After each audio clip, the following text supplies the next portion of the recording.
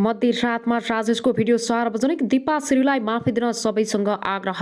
मध्यरातमा एक भिडियो सार्वजनिक गर्दै नायक राजेश हमालले कलाकार तथा निर्देशक दिपा श्री निरौलालाई माफी दिन सबैसँग आग्रह गरेका छन्। हमालले भनेका छन्, मेरो अनुरोध छ कि यो राष्ट्रको सिने क्षेत्रका लागि, कला क्षेत्रका लागि, मानवताका लागि अत्यन्तै सकारात्मक भएर सम्बन्धित व्यक्तिलाई माफी दिनुहोला। एउटा कलाकारलाई आफ्नो क्षमता पस्किन सधैँ प्रेरित गर्न पनि दर्शकसँग अपिल गर्दै उनले भने, यहाँहरूबाट सकारात्मक प्रतिक्रियाको अपेक्षा राख्दछु। कलाकारलाई अगाडि बढ्ने सहज वातावरण प्रदान गरिरहनु हुनेछ भन्ने आशा राख्दछु। हामी कलाकारहरूलाई प्रेरित गर्दै गर्नुहोला। यो खबरलाई अन्तिमसम्म हेरेर शेयर गरेर साथ दिनुहोला। यसैगरी एमाले सांसदले शिक्षिका साईलाई पटक पटक बलात्कार गरेका छन्। नेकपा एमालेका नेता पूर्व मन्त्री तथा सांसद मोहन बानिया माथि बलात्कारको आरोप लागेको छ। नेकपा एमालेमा समानुपातिक सांसद रहेका बानिया विरुद्ध जुम्लाकी एक शिक्षिकाले बलात्कारको आरोप लगाएकी हुन्। शाही थरीक शिक्षिकाले नेपालगञ्जको अप्सरा होटलमा बानियाले आफूलाई 2 पटक बलात्कार गरेको आरोप लगाउँदै जिल्ला प्रहरी कार्यालय बाँकीमा सोमबार जाहेरी दिएकी छिन्। जाहेरीमा माघ 19 गति राति होटलमा बसेको बेलामा बानियाले बलात्कार गरेको आरोप लगाएको छ। आज प्रकाशित नेपाल समाचार पत्रले यो खबर प्रकाशन गरेको छ। शिक्षिका साई शुक्रबार नै जिल्ला प्रहरी कार्यालय बाँकीमा पुगेकी थिइन् र एकछिनपछि जाहेरी लिएर आउँछु भनेर निस्किएकी साई त्यसपछि गएकी थिइन्। आइतबार प्रहरी अधिकारीलाई फोन गरेर जाहेरी लिन आउँदैछु भनेकी साई सोमबार जाहेरी लिएर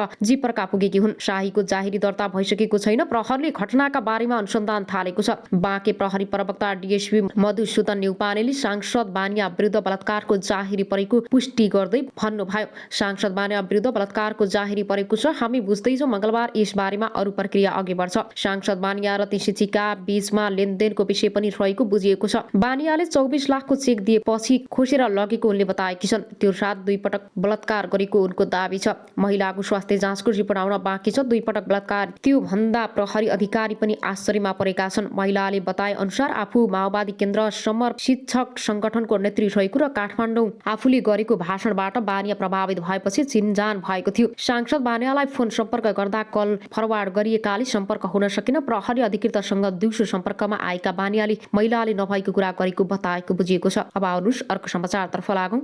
यस्तो छ, देउबा र प्रचण्डले एमसीसीलाई पठाएको पत्र। प्रधानमन्त्री शेरबहादुर देउबा र नेकपा माओवादी केन्द्रका अध्यक्ष पुष्पकमल दाहाल प्रचण्डले अमेरिकी सहयोग परियोजना मिलेनियम च्यालेन्ज कन्फेक्सन एमसीसी संसदबाट अनुमोदन गर्ने लिखित प्रतिबद्धता गरेको खुलेको छ। देउबा र प्रचण्डले एमसीसी बोर्डलाई पत्र लेखेर संसदबाट एमसीसी अनुमोदन गर्ने प्रतिबद्धता जनाएको खुलेको हो। दुवै नेताले सेप्टेम्बर 29 अर्थात् असोज 13 गते एमसीसी बोर्डलाई पठाएको पत्र अनलाइन खबरलाई प्राप्त भएको छ। एमसीसी बोर्ड अध्यक्षलाई सम्बोधन गरेर पठाएको संयुक्त पत्रमा एमसीसी संसदबाट अनुमोदन गर्ने दुवै नेता प्रतिबद्धता जनाउँदै 4-5 महिनाको समय मागेका थिए। हामी प्रधानमन्त्री शेरबहादुर देउबा र सत्ता गठबन्धनका नेता नेकपा माओवादी केन्द्रका अध्यक्ष पुष्पकमल दाहाल प्रचण्ड संयुक्त रूपमा एमसीसी सम्झौता संसदबाट पारित गर्न थप समय उपलब्ध गराउन एमसीसी बोर्डलाई आग्रह गर्दछौँ। दुवै नेताद्वारा हस्ताक्षर संयुक्त पत्रमा भनिएको छ।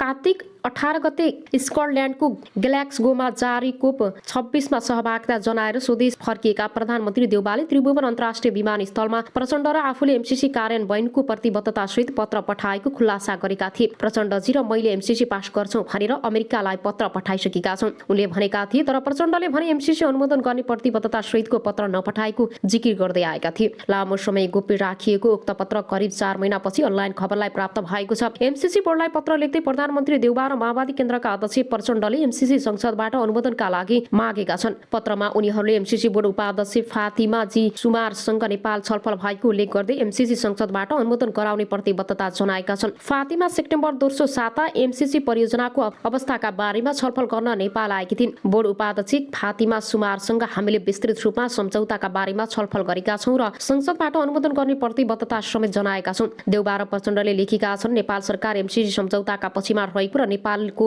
आर्थिक विकासमा यसको कार्यान्वयन गर्न प्रतिबद्धता रहेको हामी विश्वास दिलाउन चाहन्छौं। संसदबाट एमसीसी अनुमोदनका लागि आवश्यक वातावरण बनाउन 4-5 महिना चाहिने दुई नेताले पत्रमा लेखेका छन्। उक्त समयमा उनीहरूले त्यसका लागि 6वटा काम गर्ने प्रतिबद्धता जनाएका छन्। एमसीसीले पठाएको स्पष्टीकरणका बारेमा गठबन्धनमा आबद्ध दलहरूभित्र व्यापक छलफल गर्ने र यथार्थ बुझाउने प्रधानमन्त्री देउबा र माओवादी केन्द्रका अध्यक्ष प्रचण्डले बताएका छन्। एमसीसीका बारेमा रहेका भ्रम र आशंका हटाउन सरकारले सार्वजनिक बहसका कार्यक्रममा गर्ने साथै एमसीसी अनुमोदनका पक्षमा धारणा राख्न सत्ता गठबन्धनमा आबद्ध दलहरूले संयुक्त पत्रकार सम्मेलन गर्ने प्रतिबद्धता प्रधानमन्त्री देउबा र माओवादी केन्द्रका अध्यक्ष प्रचण्ड प्रचण्डले गरेका छन्। सरकारी सञ्चार माध्यम मार्फत एमसीसीका बारेमा वास्तविक सूचनाहरू सम्प्रेषण गर्न एमसीसी नेपाललाई प्राविधिक र सञ्चारका कामहरू सम्पन्न गर्न प्रोत्साहित गर्ने, जसले गर्दा एमसीसी कार्यान्वयन गर्न सहज होस्। पत्रमा भनिएको छ र एमसीसी सम्झौता संसदबाट अनुमोदन गर्न सभामुखलाई छिटो टेबल गर्न संयुक्त रूपमा आग्रह गर्ने। प्रधानमन्त्री देउबा र प्रचण्डले दुई देशबीचको लामो मित्रता र सहयोगी सम्बन्धले एमसीसी परियोजना अनुमोदनका लागि थप समय उपलब्ध हुने विश्वास गरेका थिए। एमसीसी संसदबाट अनुमोदन गराउन केही समय आवश्यक हुने हाम्रो आग्रहलाई एमसीसी बोर्डले स्वीकार गर्ने विश्वास लिएका छौँ। पत्रको अन्तिममा भनेको छ,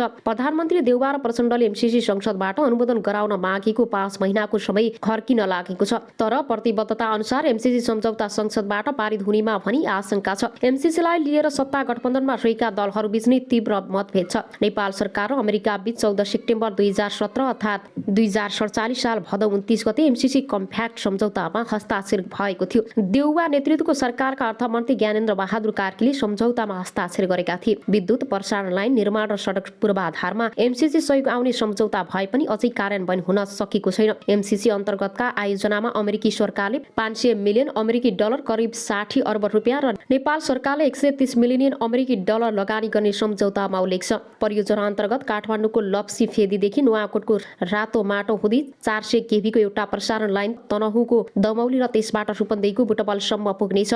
सोही प्रसारण लाइनलाई भारतको गोरखपुरसम्म पुर्याउने तथा लक्ष्य आयोजना छ। त्यस्तै अर्को प्रसारण लाइन नुवाकोटको रातमाटेबाट मकवानपुरको हेटौँडा हुँदै ढल्केबर दुहबी प्रसारण लाइनसँग जोडिने सम्झौतामा उल्लेख छ। साथै एमसीसी सम्झौता अनुसार प्रसारण लाइनसँगै विभिन्न 5 सडक खण्डमा उच्च स्तरको मर्मत सम्भारको काम हुनेछ। 5 वर्षमा सम्पन्न भइसक्नु पर्ने परियोजना 5 वर्ष बित्दै लाग्दा पनि अलपत्र अवस्थामा छ। एमसीसी परियोजना संसदबाट अनुमोदन भएपछि मात्रै कार्यान्वयनमा जानेछ। गिरीका अनुसार दुर्घटनामा परि बेहुला 25 वर्षीय दान बहादुर खड्का बेहुली, 19 वर्षीय सीमा जीसी र 21 वर्षीय हरिउडा मगर, 27 वर्षीय नरेश खड्का र 25 वर्षीय सावित्रा जीसी घाइते भएका छन्।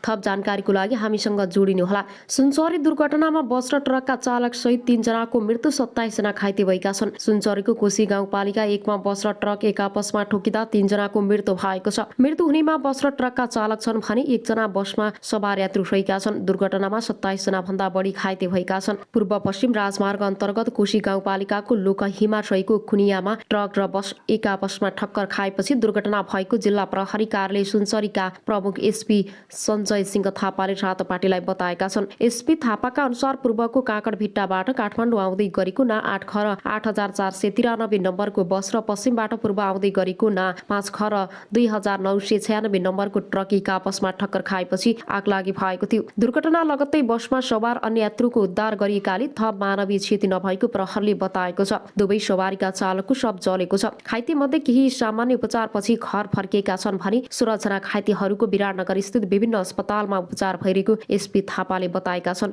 मृत्यु हुनेहरूको अझै पनि पहिचान खुल्न सकेको छैन। अब आउनुस् अर्को समाचारतर्फ लागौं। 21 वर्षीय गर्भवती श्रीमतीको हत्या गरेको भन्दै श्रीमान र ससुरा पक्राउ परेका छन्। एक गर्भवती महिलाको ज्यान लिएको आरोपमा कपिलवस्तुमा पति र ससुरालाई प्रहरीले पक्राउ गरेको छ। यशोधरा गाउँपालिका 8 की अन्दाज 21 वर्षीय रही सुन्निसा मुसलमानलाई यस्तो गरेको आरोपमा उनका पति 22 वर्षीय मोहम्मद नसिम र उनको बुबा 50 वर्षीय अब्बासलाई पक्राउ गरेको जिल्ला प्रहरी कार्यालय कपिलवस्तुले जनाएको छ। मृतक महिला 2 महिनाको गर्भवती भएको र मृत्यु शंकास्पद भएकाले शुक्रबार गाडेको सबुत खनन गरी पोस्टमार्टमको लागि लुम्बिनी प्रादेशिक अस्पताल बुटवल पठाएको प्रहरीले जनाएको छ। बिहीबार बेलुका रही सुन्निसाको ज्यान लिएर भोलिपल्ट शुक्रबार सद्गत गरिएको भन्दै स्थानीयले सूचना दिएपछि प्रहरीले अनुसन्धान थालेको थियो। यस क्रममा ती महिलाका श्रीमान 22 वर्षीय मोहम्मद नसिल अली भाट मुसलमान र उनका बुबा 50 वर्षका अब्बास अली भाट मुसलमानलाई पक्राउ गरेको कपिलवस्तु जिल्ला प्रहरी कार्यालयका प्रहरी प्रवक्ता डीएसपी धर्मराज भण्डारीले जानकारी दिए। उनका अनुसार शुक्रबार कपिलवस्तु जिल्ला अस्पतालका डाक्टर जावेद अख्तर खान, सहायक जिल्ला सरकारी न्यायाधिवक्ता खडानन्द पोखरेल सहित आफ्नो कमान्डमा प्रहरीको टोली पुगेर लास उत्खनन गरेको हो। घटनाबारे अनुसन्धान भइरहेको पनि प्रहरीले जनाएको छ। अब आउनुस् अर्को समाचारतर्फ लागौं।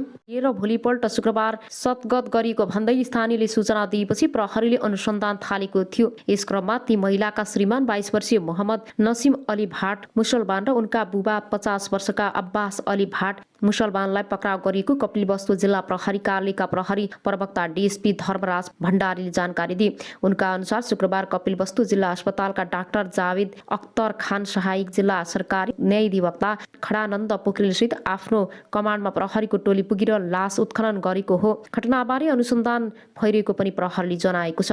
अब आउनुहोस् अर्को समाचारतर्फ लागौं। घरका सबै सदस्यलाई बेहोस बनाएर